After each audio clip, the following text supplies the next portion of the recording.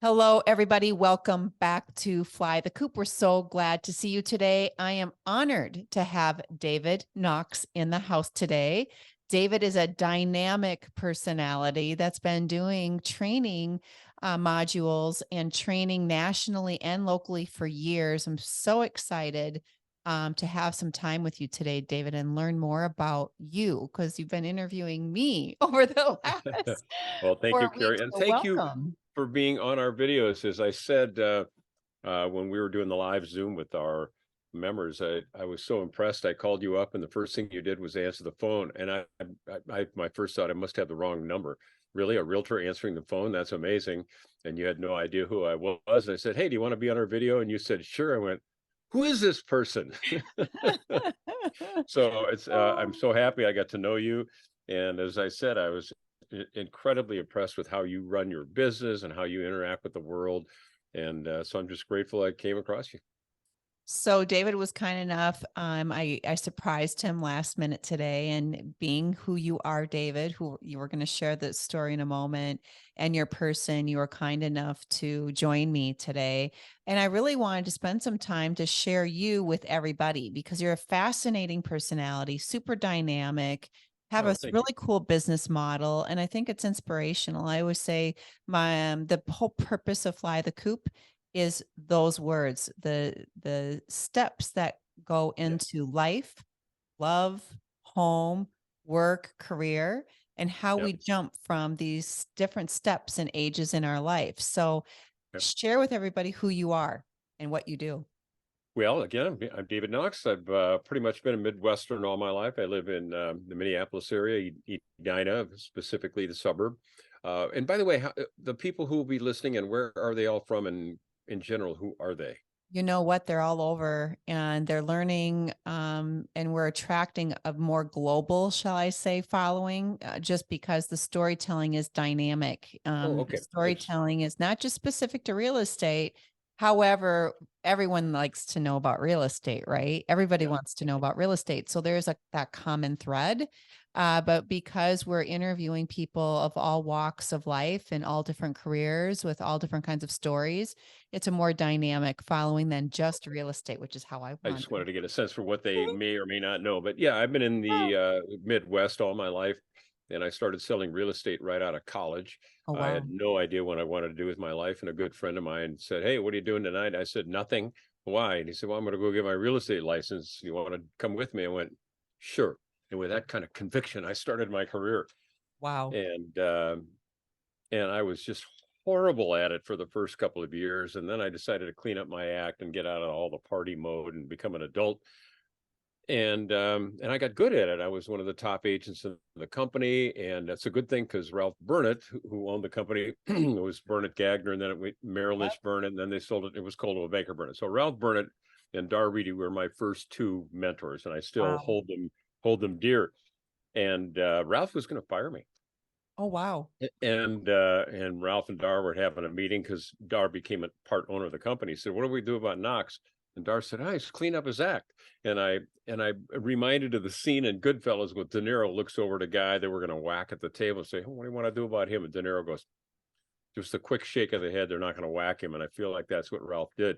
But then Ralph said, "Hey, now that you've cleaned up your act, you do well in training. Would you like to present to our training class?" And he had a little, I don't know, 2-week training class, and he needed a guest speaker. And I went, "Yeah, sure." Why And not? I went in and I put together a 3-hour presentation on working with buyers. And when I was done, I said, "You know what? This is what I want to do for the rest of my life." So when Cool. you're talking about life changes, there's moments in your life where you absolutely have clarity and this is what I want. Hopefully people have that when they meet the right person, they want to get married, when they choose to have a child, or in their career. But Mhm. for me, I went, "Oh, I love this." I like the attention. Obviously, that was a big part of it, but I loved interacting with the audience. And then Ralph Burnett called me up and said, "Hey, how did you like doing that?" And I said, "Ralph, this is really great. I think this is what I want to do for the rest of my life." And he says, "Good. Well, they thought you were the best presenter the whole 2 weeks. So how'd you like to be the training director?" And that Wow. started my career path. So I look back at that moment as one of those critical turning points. And yeah, I built the training class up to a 4-week class, and I did that for years. And then in the early 80s, I said to Ralph, I said, I'm thinking of starting my own business. I want to be a national speaker, go out on the circuit. And he goes, don't do that. Oh, What I do you know. mean, don't do that? Don't do that. Don't do that now. And I went, well, I've learned when Ralph talks, I'll listen. I went, okay, I won't do that. And a few months later, we're out at the exotic Lafayette Country Club No. for a big event. And Dakin Ferris, the chairman of the board of Merrill Lynch, Pierce, Fenner and Smith, flies down on his Grumman G498, whatever, and had announced that Merrill Lynch had bought Right. Realty. And I went over to Ralph and I said, well, isn't that special? Is this why you didn't want me to start my own business? He goes, yes. I couldn't tell you, but there's going to be a lot of opportunities for you. And I went, thank you. So I went out and became national training director for Merrill Lynch Realty. In fact, I went up to Dakin Ferris and I said, Mr. Ferris, I'm David Knox. I do training here. Do you guys have a national training department and training director? And he said, no. And I said, well, you're going to need one, and I'd like to be it. And I don't know. He probably looked at me like, a punk kid. Who's this guy? And 3 months later, I had the job and built the training department and had really kind of a charmed experience. I was kind of the new golden boy at the corporate office in Stamford, Connecticut. Yeah. I started racing cars. I raced cars with Paul Newman at Lime Rock, Wow. Connecticut, Watkins Glen, and a bunch of other Pocono. Oh, And I met a lovely woman that, we dated for a number of years. I had a great life. And then amazing. 87, I did the same thing. I want to start my own business. In fact, I think I went to the president of Merrill Lynch at the time and said, hey, I'm thinking about starting my own business. He says, you need to do that now? And I went, well, not right now. Why? I said, well, don't do that yet. Don't do that. Yeah. Tried to leave 2 jobs. And he said, we're trying to sell the company and we'd like to keep the corporate staff in place. Mm-hmm. And I said, I don't want to leave you guys. No, you let me know. I'll stick with you. You let me know. And I Mm-hmm. think it was January of 87. He said, you can go. He said, plan on a June 1 departure. He said, stick Oh, with us through the first 6 months of the year. And then June 1, you can go. And they ended up selling to Prudential that became yeah. I Berkshire remember Hathaway. that now. Yeah. Yeah. So June Interesting. 2nd of 87, I came back here, started David Knox Seminars, been doing it ever since. And I did seminars, and then I got into audio tape production and then video production, which is what I'm Yeah. in now. So first of all, kudos to you. You push through and push the go button every time with no hesitation. That's a huge takeaway to anyone who's on the fence when they know they've got a vision. I think that's the biggest takeaway right now because the world's moving so fast. And separately, you've grown through a time, David, where the technology has been massive. The changes have been massive. For all of Oh, those that have been in the business for a long time, how did you survive the technology shift and growth at such a speed? A couple of things. My father wrote a book on CAD CAM, computer aided design, computer aided manufacture. So I've got a DNA of some really far Oh, left brain stuff. okay. That was number one. So I have a little technical background in me. And number two, and this might go out to real estate. I didn't go out to the bleeding edge of technology. I think agents get wrapped up chat DP, GTP, artificial intelligence. And I'm going, yeah, that's cool. But how about, why don't you you want technology? Here's technology. Pick up the phone and call a client. Yeah. There's the technology.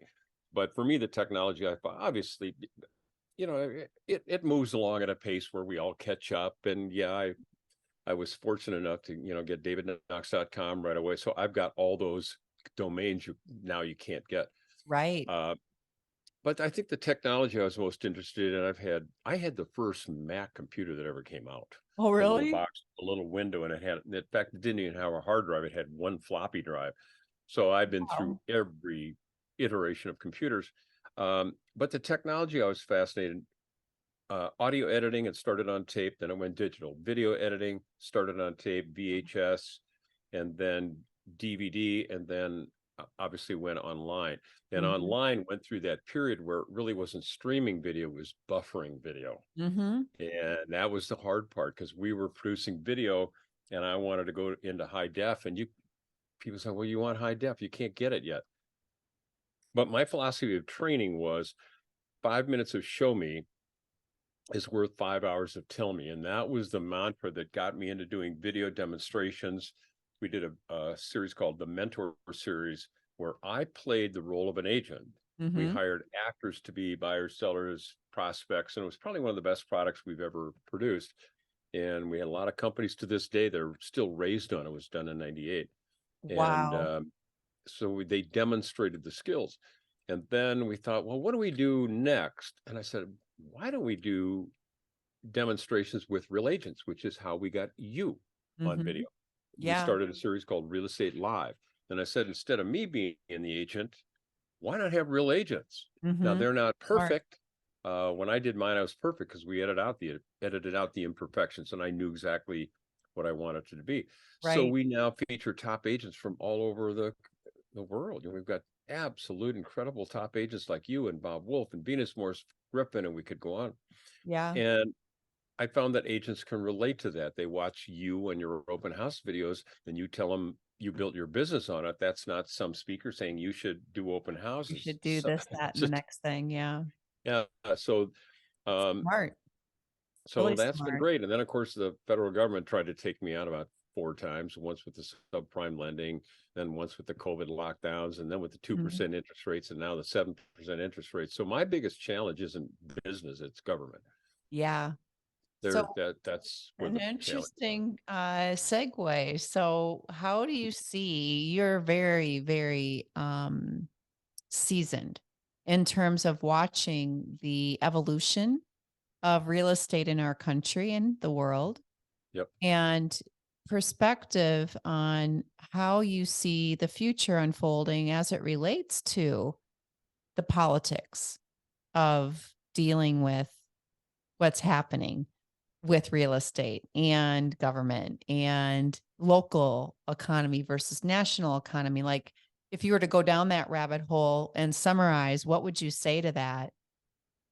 Positive and negative. Oh, I'd have a couple of answers to it. Number one, we can complain about it, as I just did, and I did a lot. And because it took me on 2008, this whole subprime thing, that was the Yeah. dumbest thing that ever happened. Cocaine high, free money to people. That was stupid. The government just was stupid. We survived it. I didn't like it, and it was 2 years of pain. And I don't confess that I was good about it. I wasn't a good loser. I was upset about it. I was angry because it took me out. And I just thought, do the real estate brokers still need training? Do I still want to do training? Yes. So we stuck it out and finally came back and made it go. And then they locked down the world, which I think was irresponsible.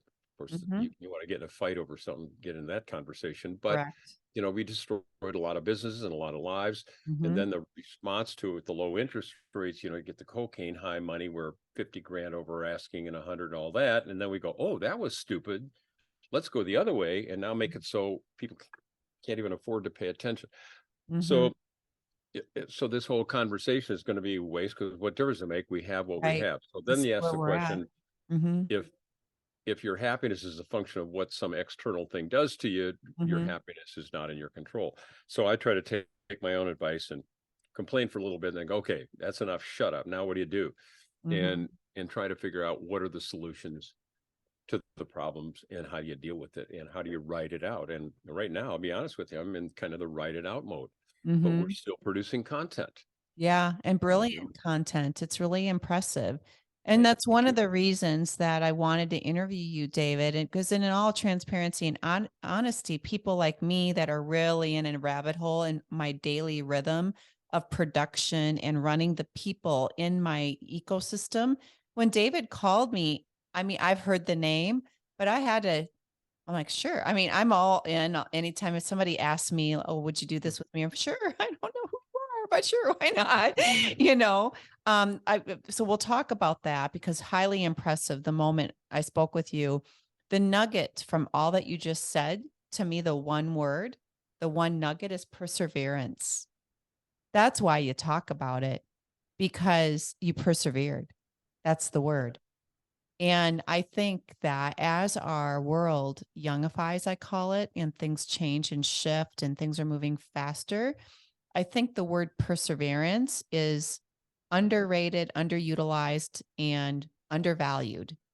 Things can go really badly, and you can learn from those things and really find huge success because of perseverance. So that was the nugget. So it was. Well, yeah, I did a video called PDA, Perseverance, Discipline, and Action. And those are the things you've got to take. And I think my frustration is that a lot of the challenges we have are so unnecessary. They didn't have to happen. I mean, when something has to happen, you go, okay, we put up with it. But we have to come around. All right, do you still enjoy what you do? And I've asked realtors, you know, if you thought this market was never going to change, what would you stay in it? If the answer is no, then maybe now's a good time to go. You know, half the real estate agents should probably leave. They're good husbands and wives, and they're great human beings, but they're probably not right for this career. Well, I think that's where you and I connect, because we understand the complexity of this work that we do. And from an outside observation, it's like, oh, that's easy to do. That's easy money. It has nothing to do with that at all. At all. If you're leading with getting into this industry with that as the forefront of the why, then you're in the wrong business, my friends, because this is not at all about that. And there's a huge amount of psychology and perseverance and guidance and all the words I use: front loading, solution-based thinking, navigating complex life challenges. This is a complicated work that we do. It's not easy to do. And you do have to be the right personality in the work. So if you were to put a percentage on it, because you've met a lot of incredible human beings, David, in your career, and you continue to do that daily. I'm so blessed with that. Yeah. Yeah, so cool. What would you put as a percentile if you look at the agent pool out there, both nationally and internationally? How many are really qualified to do the work that we do? Oh, I don't know. I think I'd be generous by saying 10%. I agree with you. Yeah, and it's probably less. So I said 10 to be generous. Being generous. And I think there's a group, there's the top 5% that are just, you know, machines are amazing. They run a good business. There's the next 5% that they don't need to be making $1 million a year, but they're good, solid human beings, and they'll do, you know, maybe 20 or 30 transactions a year. They'll take good care of their clients. They're not the top agents of the world, but they're the kind of people that we welcome to the business. Good people. Yeah, they're good people, and we're glad that they're realtors. And I want to go back to, you were asking about technology. I think one of our points of difference over the last years, you know, we've got the best technology, and I look at it now and I say, I think the point of difference now is to be the relationship person, because everybody's got technology that it's been commoditized now. Who doesn't have technology? You know, it's just incremental. So the person who actually uses the technology properly, like answer the phone, right? You know, nobody does that. I've been ranting about that for years. Me too. Answer the phone. If they call, it's axiomatic. They want a conversation. Correct. So well, when you can answer, that's a really important thing to talk about and deep dive into, David, because don't you agree that so much has been lost in the clarity and the tone? Like if you don't have a conversation, everyone, not only are you not getting clarity in the messaging, you're making assumptions that are likely inaccurate, right? So this whole texting thing and this whole, you know, everything but everything but a real conversation is so detrimental on so many levels, not just about real estate, but just across the board. You're losing just so simple. much. The example this morning, you know, I'm in the health club working out, and you would ask me to do this, and I go, hey, yeah, I want to do that, and I know I'm going to get my computer at Apple, so I don't know if I'm going to have a computer. So I text you and said, is this going to be audio or video? And then you said, well, it could be audio. And I look at that and go, wait a minute, it could be audio. Does she mean that it is going to be audio, or does she mean that it's video, but we could make an accommodation? And I just said, I'm going to pick up the phone and call. And then you said, and then I understand it's video. I said, okay, that changed it. So, you know, just simple things like that, which they seem simple, but they're really, really important, right? Our entire collapses happen over one word being misunderstood. True. So I just think that it's fascinating to watch when you're dealing with thousands of people. You know, you're in an industry and in a position where you're impacting so many people. How do you define what's happening in this fast-paced industry we call real estate that everyone has an interest in? And how do you delve into dialogue that's relatable and people can understand when you have such a dynamic range of humans involved? You know what I mean? Like as a trainer, how do you do that? How do you communicate in a way that everyone understands you? Oh, yeah. When I'm on stage speaking to audiences, you mean? Anybody, or even on your like, I was graced enough to be a part of the mastery with you, and you're Yeah. dealing with I don't know, a couple hundred people were on Mhm. that particular Yep. program, and Yep. it's all done by what we're doing right now. Right. And you are really good. Like you have a patience and a knowledge level. Your articulation, unlike mine, I have an artist's mind, right? I'm like, a lot going on, fireworks. You are very good at discerning a clear message in a way that all people can understand, right? So Oh, that's a gift. That is something that most are unable to do. What's the secret sauce to that? Because that applies to a lot of different people, right? yeah, Um, I everyone. don't. That's a tough question to answer. There was um, a gentleman. He was president of the National Speakers Association, um, and he wrote a book and he talked about a gift. A gift is something that you're good at that you don't know why you're good at it. Hmm. If you have to think about it, and I don't want to come across wrong when I say that, but I'm blessed with the fact that I'm not afraid of being in front of an audience. I enjoy it. I love it. And I have some kind of logical mind where I believe I can see kind of the clear steps to doing stuff. And Hmm. I don't know where it comes from, And you turned it uh, into a business. but I'll just try Yeah. to explain stuff in simple terms. And over the years, I like having fun with audiences, and Mhm. I like dancing on the stage, doing the moonwalk, and impersonating. And of course, that's the other thing. I did a lot of impersonations, and now you got to be careful, you get in trouble for them. I It's know. you know, one of my Bad. mentors is a guy named Deepak Chopra, who, for those listening, if you want to get some incredible wisdom, Deepak, but I've been on, and one of his standard lines is to let go. And I always say, but you must let go of the outcome. Somebody come up and say, oh, you're being pejorative. I said, okay, I admit maybe I don't do the perfect impersonation of Deepak Chopra, but I certainly don't mean it as a pejorative. So that's the other challenge, by the way, in a lot of public speaking days. I know a lot of comedians that they won't work the college circuits anymore. They go, I've had it. But I just love being on stage. I love interacting with audiences, and I've done about 3,500 live Wow. seminars. 3,500. My gosh. Mm-hmm. Do you find that's a great segue? First, I don't disagree. The whole college scene, and we can say this because it's a podcast, right? It's not like we're Yep. coaching one individual. Um, I do think they dissect a message more than ever before. The age group as a whole, the authenticating, if you will, of, you know, what's right and what's wrong to say rather than just receiving and taking information and interpreting it in their Yep. own way. I think the dissection of knowledge is interesting right now. Yep. And it doesn't matter what industry you're in, whether it be real estate or something else. Yep. Do you find that with the one to many is more successful now as you're, working through your future, where you're doing more work on Zoom, video production, online classes versus being in person? What would your preference be? And is there a better way? Preferences in person. Oh my I gosh, agree with preferences. that. Oh, no, no, there's, Zoom is the second best way to do it. But I think as in terms of communication in today's world, I think both the speaker and the listener have responsibility. I think as a speaker, it is our responsibility to be respectful of people, Hmm. and respect that there's some sensitivities that we're in a time where I think it's right to respect sensitivities of people, whatever those are. And I Hmm. think that's just good, mature adulthood. We respect things, and as the world changes, the way we interact and what we say in audiences and things like that changes. I get that. I'm all for it. Hmm.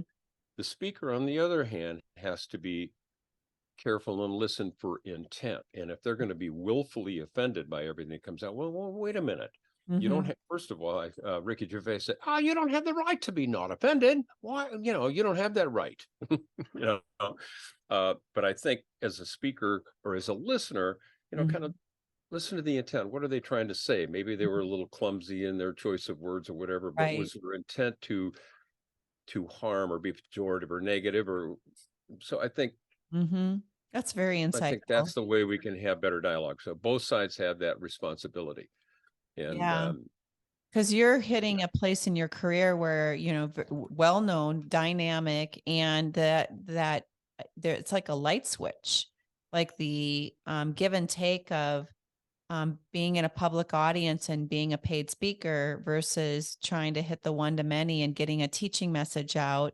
There is a tug of war, if you will, on time, right? There's only 24 hours in a day, and there's travel time and exposure and then practicality of what you're dealing with. And there's a sensitivity too, of course, of compensation for all of that. So as you're moving, and post COVID, of course, really drove this yep, heavily. Like, right, I'll yeah, be super honest. I'm 54 now. I never was on a Zoom ever in my life until COVID. yeah, Everything I did was in person. Everything. I'm a sure, one-on-one person with the work I yep. do with my team, with my clients, never this. So, and transformational. So, as you say, you're riding it out. Like, what does that ride out look like? How many years? And where do you direct your energy and time to get your message out to the largest audience? Oh, gosh, Big one. great question. How long do you write it out? Um, Mhm. I guess I pay attention to the trends and see if we're going to get back to some reasonable economic decisions in this world, whether it relates to, government spending and interest rates and all that, see where that's going to go. Yeah. And I think the public's going to rise up and say, dudes, when the economy gets bad, it affects everybody. So Mhm. whatever group that you want to represent, they're all, it's the old deck chairs on the Titanic. Let's make sure Yeah. the economy is good, and then whatever group uh, of which you're a member, at least is doing well. So I think pay attention to that, and try to stay in touch with customers. What is it that they need right now? Mhm. And some of the real estate companies, some of my customers have canceled. They're just undercapitalized. Right. 147 a month subscription to my training is enough to wipe them out. So they Yeah. can't. So if you're $147 away from being able to run your business, I'm You're sorry, in the wrong that's too bad. business. Um, Mhm. but I guess as I've done before, just perseverance. I keep doing what works, keep creating content. Mhm. Uh, I'd love to get back to do more live seminars. I'd like to do more of those. Mm-hmm. So, who's the audience for your industry specifically? Who's the audience for live seminars now? Like, who's Well, it would doing be residential real estate agents, that? Mm-hmm. but you know what? I'm really thinking of trying to make a total shift in where I want to go in terms of content, because I'm getting kind of bored of just real estate techniques and skills. I've been teaching those forever. Yeah. I would rather get more into the mind, body, spirit experience of how do you become a better human being, uh, Mm-hmm. rather than saying here's 5 steps to overcome an objection. How about how are you on your physical, spiritual, psychological, intellectual, and then financial, and get Mm-hmm. into that. I've been involved in 12-step programs for years and years, and just dealing with my issues, and Yeah. so much great knowledge and learning in there that I'm grateful for. I'm grateful Mm-hmm. that I went through AA years ago, and I've learned some fundamental principles of becoming a better person. Yeah. Am Well, it's I valuable. That's valuable to everybody. I mean, everyone Yeah, can learn from that no matter what they do. yeah. So Yeah. My. values-based goal setting, and you figure out, what are your 3 things like values, goals, and objectives. The goal is the end result. Where do you want to end up in those physical, spiritual, psychological, and financial? Mhm. That's the goal, over which you have no control. But the objective, the behavior that gets you there, you have 100% control of that. What you get in this world, you can't control. What you give, you have 100% control. So what is it you must give? Agree.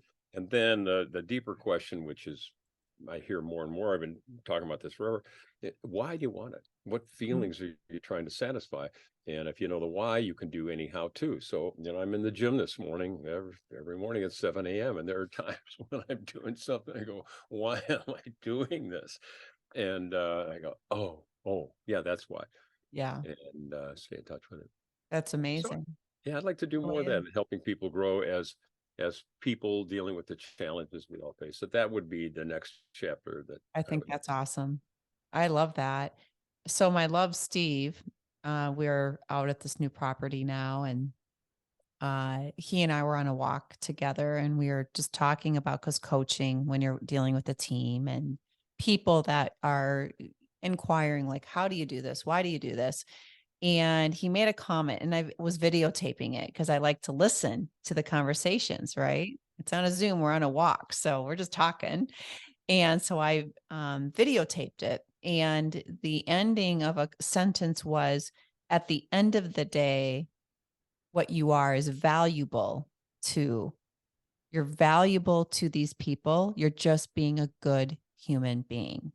You know, at the root of everything, being a good human being and going into any adventure that you really seek out, you want for yourself, leads with how you're impacting other people in a positive way. Yeah. And if you lead with that, it's a win-win. Like, nothing, there's no bad in that whatsoever. Yeah. And it's what's the line? It needs to be spoken more, because I don't think many people do lead that way, you know? Yeah. I think there's a line that goes along with that, Carrie Ann, about people will remember how they felt in your presence. So kind of keep that in mind. Isn't that amazing?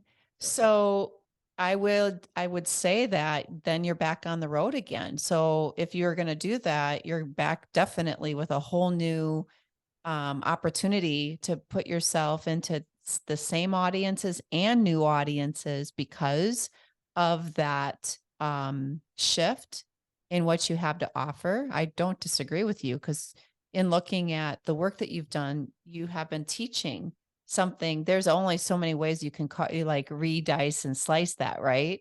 Yeah. Yeah. Oh, and you're so knowledgeable. I think that's a brilliant idea. What does a travel schedule look like for you then? Like, what is your workflow like? Well, before the COVID shutdown, I was doing 100 events a year. Wow. And then when they shut down, I went to zero. Wow. That's it. I mean, zero, not even one, just 0, 0, 0, 0, 0. That's crazy. And then it all went to Zoom, and it's kind of stayed there. And my focus has been so much on creating video content that I really have done nothing to focus on building the seminar business. And a lot of the new, young, up and coming speakers had whole businesses built around that, and they're getting a lot of those gigs out there. And God love them for it. There's some great young people coming up that are doing well. Jared and Marky and Matt, and you can go down the list. And I know you do a lot of work with Tom. So for me, it's a decision: do I want to re-engineer that and reinvent that side of my business? So that's where I am kind of now debating on that. Yeah, interesting. So we're gonna make sure to drop all of your hashtags and your like, say, all the juju that you got going right now on all your platforms as part of this drop when we do it. And we'll have that down below, everybody. What would be your piece of advice for those in this industry looking at where we're at right now today and our future over the next 3, 5, and 10 years? What is your recommendation in terms of those people that really want to build a real estate career and really take this seriously and they're all in? What would be your one piece of advice to them? Well, first would be to make sure that they're all in. I think that's it. Number two, along with that, is what do you believe the future of real estate? Will people still move? And I think they will. Even this year, it's 4.5 million. It's not 6, but it's 4.5. So people still move.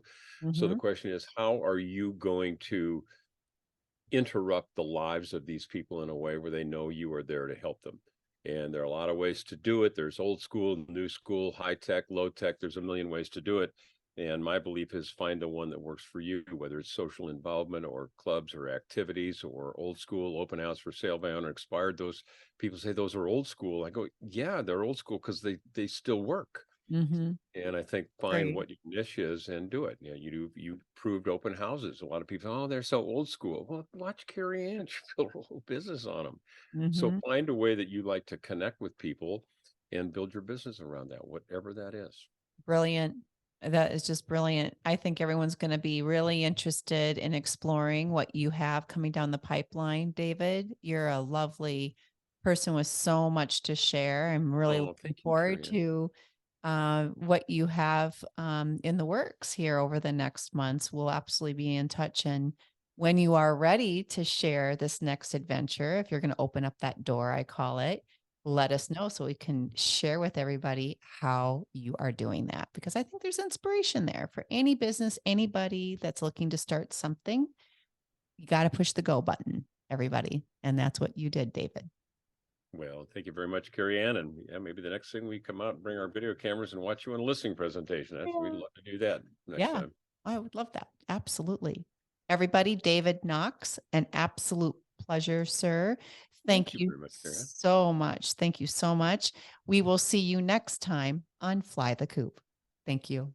Thanks for having me on, Carrie Ann.